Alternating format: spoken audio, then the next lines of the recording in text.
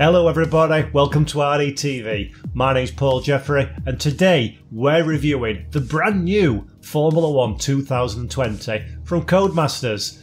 As you can see, I've got hold of an early access copy of the latest officially licensed Formula 1 game from the British development studio, and what I intend to do today is give you a little bit of a taste at some of the features and some of the gameplay mechanics and some of the handling of this, the 10th instalment into the Grand Prix Formula 1 franchise by Codemasters. Now of course, COVID-19 came along and delayed the real world Formula 1 season until July 2020 started in Austria, but us sim racers get access to the full Grand Prix calendar. We've got all the cars, all the teams, all the drivers of the 2020 Formula 1 season, and at launch we also get the 2019 FIA Formula 2 Championship, with 2020 set to follow a little bit later on in the year. As you can see behind me, the 2020 liveries and car designs are now in game, although I will caveat that by some recent livery changes such as the all black livery on the Mercedes, the tweaks to the McLaren rainbow design. These are going to come later on, might be here for version 1, maybe here a little bit later. The Williams has already been updated, which you'll see on the screen in a few moments behind me. So don't worry, that's going to be coming. And as I say, the 2020 Formula 1 season will be available as well. Now, in this game, the Michael Schumacher Deluxe Edition releases on July 7th, and the main version game releases on July 10th. So the copy that I'm using is a media preview. There may still be some small updates coming before the game hits version 1 public release status. It's available on PC and console. The version that I'm using today is the PC version. So this is a basic, unmodded PC version of Formula 1 2020 by Codemasters.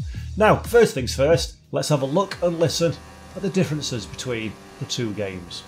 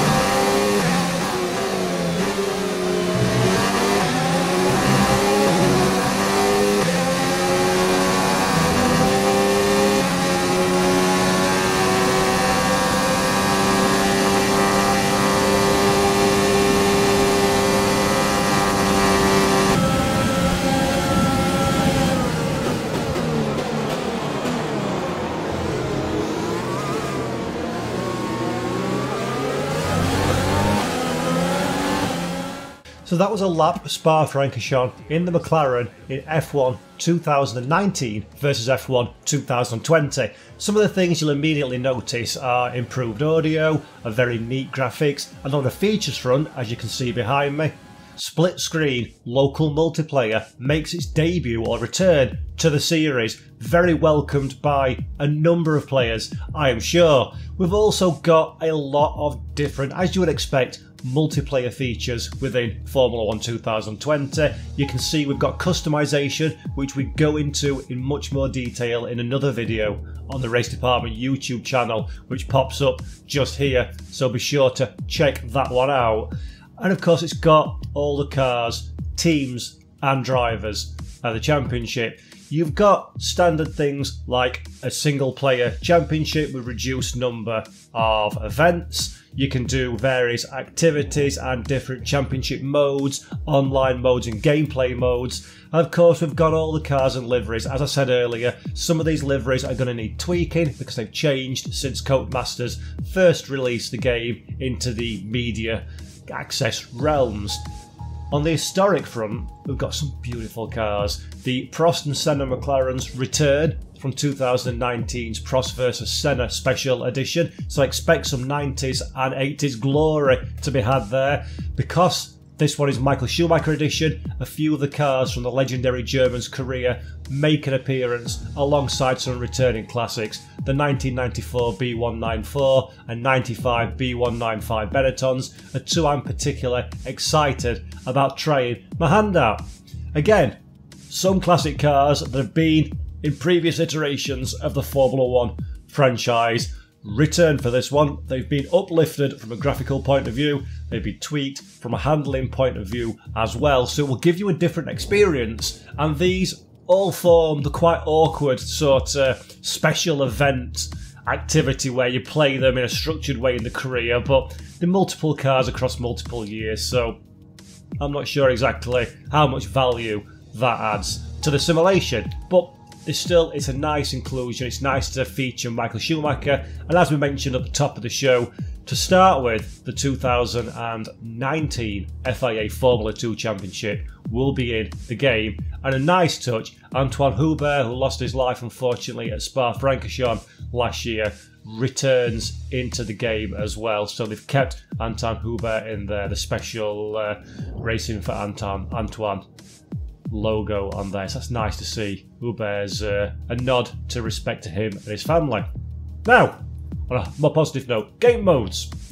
So, as I say, we've got you can play the championship season in its entirety. You can play the FIA Formula 2 Championship as well in its entirety. And then there are different variants of that you can see on the screen behind me. We've got World Tour special editions that look at classic circuits, legendary tracks as you can see there. Great combination. They are the 2019 and 2020 variants, of course, not historic variants unfortunately, but still there is some old school tracks that you can enjoy some of these older cars on.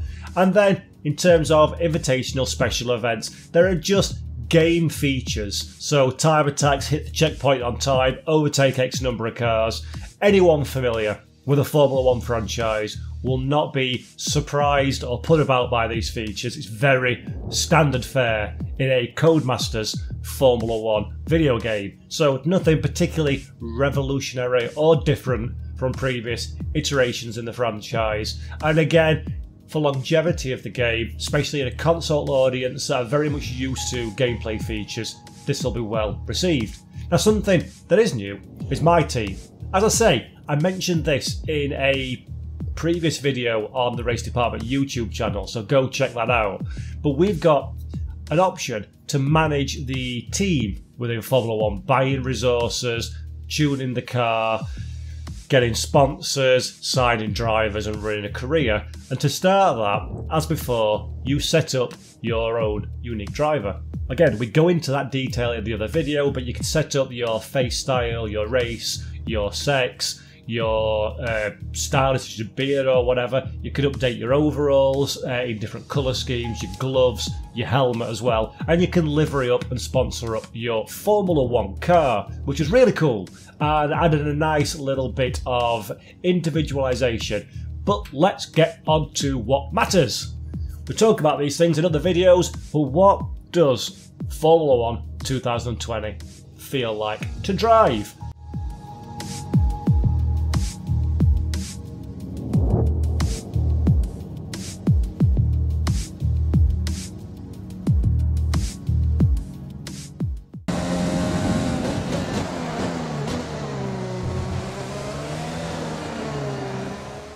So in this video I'm driving at one of two brand new circuits, which is the reprofiled and updated Zandvoort Grand Prix track. As I'm sure everybody knows, Zandvoort should have returned to the Formula 1 calendar this year, but unfortunately the World Health situations prevented that from happening. but they newly reprofiled to the Tarzan hairpin. You can see very much widened out for Formula 1 cars, a good overtaking opportunity. The track is the first time Codemasters have brought a new circuit into the franchise in a long time, and they've done a great job. Visually, you can see, if you're familiar with F1 2019, graphically the game looks better than it has done at any point in the franchise history. I've recorded this video without the benefit of HDR, but when I'm playing solo and I'm not recording, I have HDR turned on my monitor in game, and it looks glorious. Zandvoort, you can see it's a dusty area, it's near the beach in Holland, in the Netherlands, and you can see now this is early free practice. The circuit is mucky, you can see sand, and the track rubbers up, the circuit improves over the course of Grand Prix weekend, which is a really nice touch, really nice attention to detail. So Zandvoort is a really great track. Hanoi is the other one we'll look at in a moment. From a driving point of view, again, people with experience in the Codemasters franchise of Formula 1 games will be familiar with the handling. For me, it's improved over 2019. I drove it back to back to do a couple of videos to get myself refreshed. The handling feels a little bit lighter, a little bit less dampened than it did previously, and I firmly had 2019 edition as the best handling Formula 1 game of the lot. So I think this improves over 2019. To catch a slide or to catch rear traction loss is a little bit more intuitive and a little bit easier than it was in previous games, so you can really have to baby the throttle on heavy acceleration points on the track to make sure you don't lose the rear of the car, and that's a nice touch, and it feels quite believable behind the virtual steering wheel. Don't get me wrong, this is not Assetto Corsa Competizione, R-Factor 2, Automobilista 2, Race Room Racing Experience, AC1. It's nowhere near a par in terms of force feedback, but it is very serviceable, very believable. It still feels a little bit dampened, but maybe less so than previous years, but you've still got some nice detail. You can feel where understeer kicks in, you can feel where the car hunkers down on its aerodynamic load and the steering gets a little bit heavier. So in that regard, I've said it before, in 19 and 18, it's not exceptional force feedback, but it's very serviceable, and for what the game is, it does the job absolutely perfectly.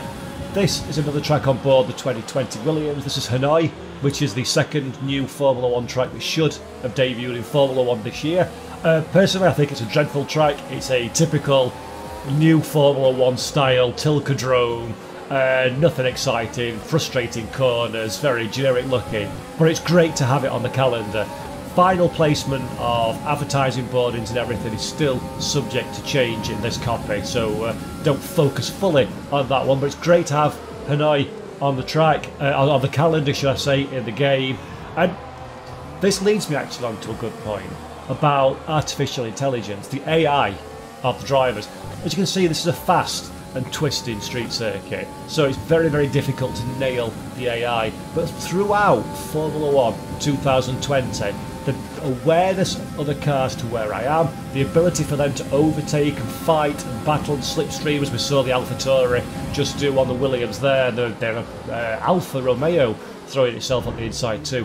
The AI is some of the best in racing games for me, and it has been for a long time in the F1 series. I've had some really entertaining offline single player racers, always for the most part behave themselves. They seem balanced. I'm running about 93% AI strength, and I'm not that experienced in the game, but I'm fighting to keep up, and depending on the car I've chosen, I'm finding myself in a realistic position for where I would expect to be. So I'm really massively impressed again with the AI in F1 2020. It makes a fabulous offline experience, coupling that with the My Team features where you're running and managing your own team and your resources and your facilities, driver and sponsor contracts, R&D of your car, improving things, signing engine contracts, and your 10-year career mode lifespan.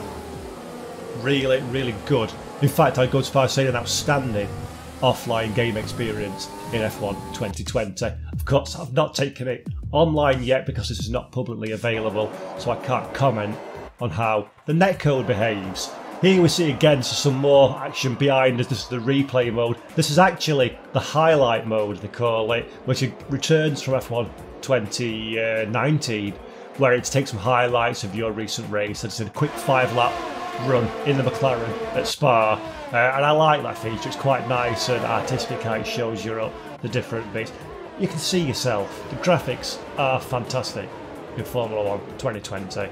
They've stepped up again for me. It's very similar to 2019, but the little touches, the lighting effects, the way the cars and the tracks are presented, just a little bit neater. Although I will say Spa-Francorchamps is dreadful in terms of realism, which has always been the case in the F1 franchise. I've spent a lot of time on a laser-scanned Spa-Francorchamps recently, and I found it quite bizarre going out on Spa in this. The corners aren't where I expect them to be, they're not doing what I expect them to do, so a little bit of an accuracy issue, excuse me, I think it's fair to say, at Spa-Francorchamps.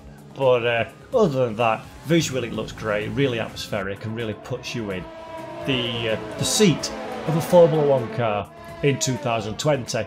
Of course, all the cars have minuscule handling differences. I think the handling is a little bit more understeery in 2020 than it was in the 2019 series, especially in, as we see now, wet conditions. I feel like the front end's just not got the same level of grip as I enjoyed in the last game, but I don't think that's a bad thing. That's not a negative, it's just an observation. And of course, wet weather still looks and feels absolutely fantastic. Again, on the Race Department YouTube channel, I've done a back-to-back between 19 and 20 in wet conditions, so please do go check that out, see for yourself and hear for yourself the differences between the two games. But I think behind Assetto Corsa Competizione, Formula 1 franchise absolutely nail the wet stuff. It looks great, it handles great, and when you're in a crowd of cars and the spray's coming up, it's really... I mean, to be fair, I'm racing in probably wetter conditions than the real Formula 1 racers in this here. Daniel Ricciardo, I think it is Renault, or it might be Ocon's Renault, I'm not sure. Yeah, it's Ocon, looking at the helmet. So yeah, that's really nice. Again, massively impressed. Visually, looks a little bit better than last year. Not by much, but it's just incremental changes. I think the key thing to sort of articulate to you guys and girls at home watching this, it's not wildly different in handling and visuals to F1 2019. You can definitely tell they're an incremental improvement across the board. My team is where it really changes. The offline career portion is where it really ramps up over the previous games, but it's still, in its own right, a very good title. Now you can see we're driving the 2019 Formula 2 content around Interlagos. Just to reiterate what I said at the top of the show, 2020 cars in Championship will be coming again as a free DLC to the sim a little bit later on down the line, but for launch we've got the 2019 content to play with at the beginning. And Formula 2, just like last year, offers a different driving experience to the Formula 1 cars. I quite like it actually. I liked Formula 2 last year as well, so it's really cool to see that making a return in the new game. You can do the full Formula 2 Championship or a limited championship or special edition events, so that's really awesome to see that one come back, and it makes for some really great racing. So in summary, across the board for the handling, very similar to 2019. A little bit more understeery in places in certain conditions, a little bit easier and more dynamic and realistic to catch the rear end of the car on sliding. You've got to be very careful with the throttle and with the brakes, and the handling and force feedback a little bit dampened. Not absolutely genre leading, but perfectly adequate for what we need to get a good Formula 1 experience out of F1 2020. And while we're talking about content one last time, here you see me riding on board with Michael Schumacher's very briefly flirted with Jordan Ford, where he made his debut in 1991 at Spa. It's got Schumacher's helmet. This comes as part of the Michael Schumacher Deluxe Edition DLC. Great cars, great to have. I've got a record before and I maintain it again for this one. I'm not a big fan of classic content in F1 games. I think it feels awkward how it's introduced in these special events and having multiple different eras running alongside each other. I don't really like that. And also, let's be honest, this is not an ultimate simulation game, so the handling, again, feels a bit canned in historic cars. You're better to go into, for my money at least, other racing simulators and enjoy classic cars that are in things like AMS2 or Assetto Corsa 1 or Race from Racing Experience or any other racing sim. So it's nice to have. It's cool if you're a Michael Schumacher fan in particular. It's great to drive the 1995 B195, a car that I grew to despise in 1995 as a big Damon Hill fan. Same for the B194, also the object of many frustrating race weekends back in the mid-1990s.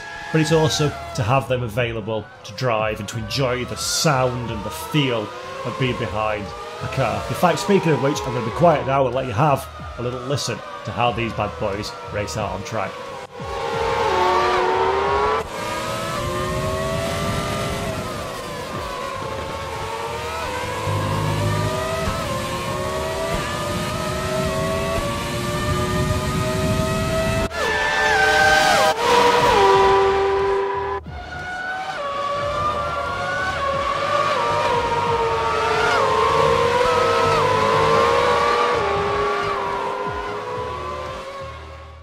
So, that's a very brief overview and review of Formula 1 2020 on PC by British development team Codemasters. If you're familiar, in summary, with the Formula 1 franchise, then this is going to be a very familiar feeling game to you. There is still no mouse support, even in 2020, which is annoying.